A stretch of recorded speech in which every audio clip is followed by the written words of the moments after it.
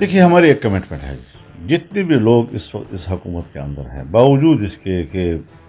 وزارتوں کے معاملات بھی آتے ہیں، عہدوں کے معاملات بھی آتے ہیں، ہر پارٹی کے اپنے ڈیمانڈز ہوتے ہیں،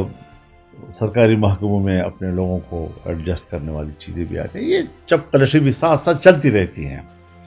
لیکن ایک کمٹمنٹ ہم سب کی ہے کہ ہم نے اس ملک کو کے مستقبل کو محفوظ کرنا، اسٹریٹجک حوالے سے بھی، تصویراتی حوالے سے بھی، معاشی لحاظ سے بھی، سیاسی حوالے سے بھی، بین الاقوامی تعلقات کے حوالے سے بھی۔ تو یہ ساری چیزیں اس وقت ہمارے مد نظر ہیں، اور اس پر حکومت جو کچھ بھی کر رہی ہے وہ ٹھیک ہے کہ اس وقت یونٹ آف دی کمانڈ وہ شہباز شریف صاحب ہیں، لیکن جو بھی حالات آتے ہیں اور ایک بڑا ایشو آتا ہے تو اس پر وہ پھر مشاورت بھی کرتے ہیں، سب کو اعتماد بھی دیں۔ اور ایک جھوٹا آدمی جو ہے پتہ نہیں کون ہے، کہاں کا ہے، کس ماحول میں رہتا ہے، وہ آج ہماری اس پورے کریڈیبلٹی کو تباہ کرنے کے لیے، اور میرے کے تباہ کر رہا ہے جی، باجوہ صاحب کی تباہ کر رہا ہے جی۔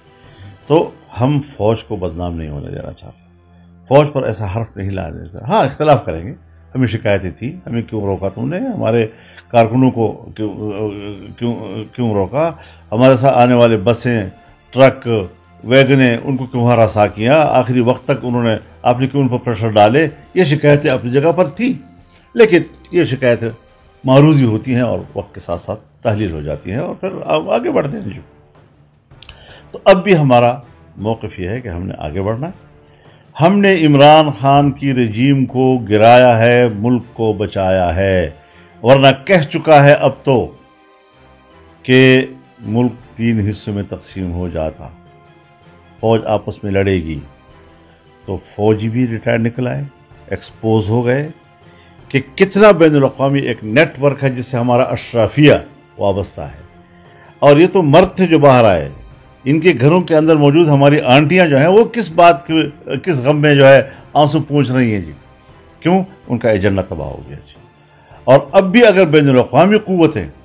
ہم پہ دباؤ ڈال رہی ہیں کہ عمران خان کو کلیئر کرو، تو پتہ چل جاتا ہے نا کہ کتنا بین الاقوامی کانسپیرنسی ہے اور کتنی بین الاقوامی سازش ہے جی۔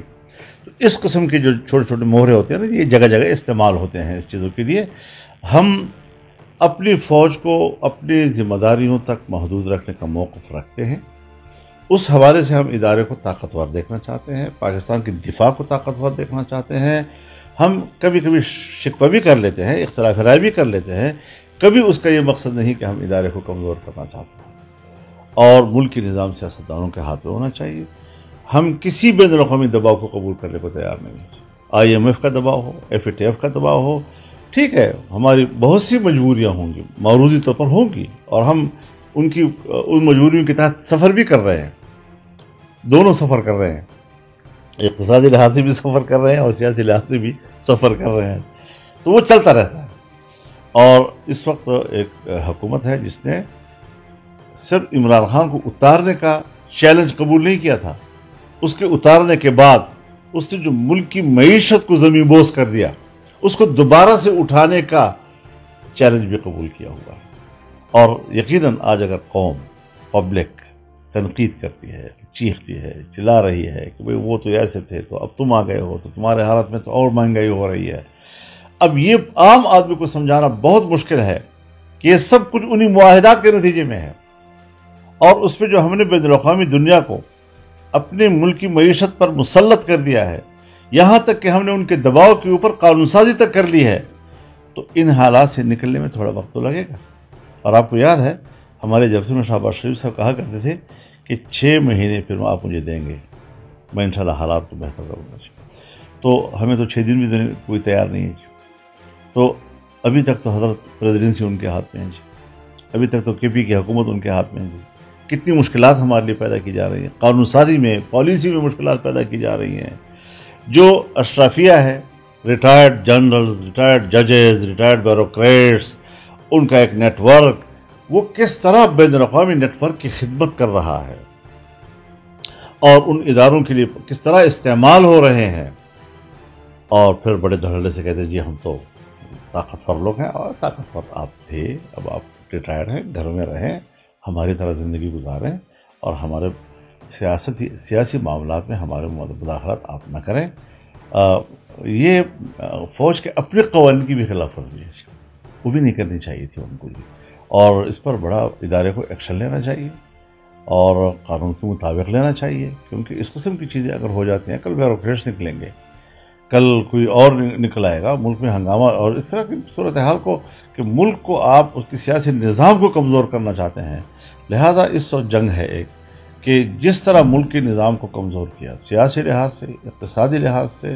خارجہ تعلقات کے لحاظ سے، ان تمام شعبوں کو ہم نے دوبارہ اٹھانا ہے. اور ابھی بھی وہ قوت رکاوٹیں پیدا کر رہی ہے، چاہے بین الاقوامی ادارے ہوں، چاہے بین الاقوامی خفیہ نیٹ ورک ہو، چاہے اس سے وابستہ ہمارے یہاں اشرفیہ ہوں. یہ سارے لوگ ابھی بھی پرانے نظام کو دوبارہ لانے، تاکہ ملک کا جو ابھی کچھ بچا ہوا تھا اس کا بھی کباڑہ ہو جائے.